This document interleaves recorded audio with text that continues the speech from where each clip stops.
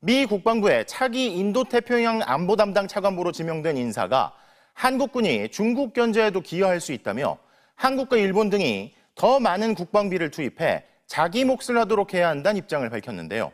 중국과의 관계도 고려해야 할 우리로선 이중의 부담이 될 수 있을 것으로 보입니다. 첫 소식 신재웅 기자가 보도합니다. 트럼프 대통령이 지명한 존 로 미 국방부 인도태평양 안보 담당 차관보 지명자는 상원 인준청문회에서 중국의 팽창을 미국의 가장 큰 안보 도전으로 지목했습니다. 한국계 미국인인 존 로 지명자는 청문회를 통과하면 트럼프 행정부의 인태지역 국방정책을 구체적으로 설계하는 역할을 맡게 됩니다. Looking at their historic unprecedented military growth, the actions that they're taking also in the Taiwan Strait, South China Sea, I think really those actions really speak for themselves.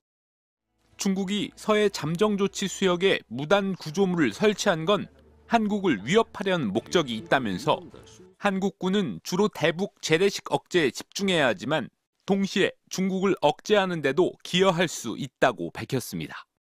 중국 견제가 단지 미국 중국의 문제가 아니라 한반도 안보 지형의 변수라는 점을 부각시키려 한 것으로 보입니다. 그러면서 동맹국들이 자체 국방비를 늘려야 한다고 강조했습니다. We need our allies and partners in the region to do their part, including Japan, including Australia, Republic of Korea, Taiwan. 또 주한미군에 대해선 유연성과 비용 효율성을 높이겠다며 감축 가능성을 시사해 타이완에 대한 중국의 군사적 위협이 현실화할 경우 한국의 안보 부담은 배가 될 수 있다는 우려도 나옵니다. 주한미군의 감축 또는 유연성 때문에 줄어든 재래식 억제력으로 대북 억제를 주도하면서 다른 한편으로는 중국을 견제해야 하는 이중의 어려움을 겪을 수밖에 없습니다. 곧 발표될 미국의 새 국방 전략에 중국의 팽창 억제를 위한 구체적인 방침이 담길 것으로 전망되는 가운데 존 로 지명자의 발언은 미국이 동맹국의 역할을 지역 안보 파트너 수준에서 전략적 억제의 한 축으로 확장하려는 의도를 드러낸 것으로 분석됩니다. MBC 뉴스 신재웅입니다.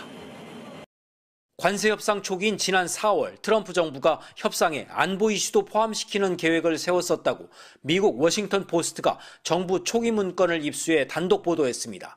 18개 주요 국가와 협상할 때 필요한 내용을 각 부처들로부터 제안받았는데 안보 문제도 포함됐다는 겁니다.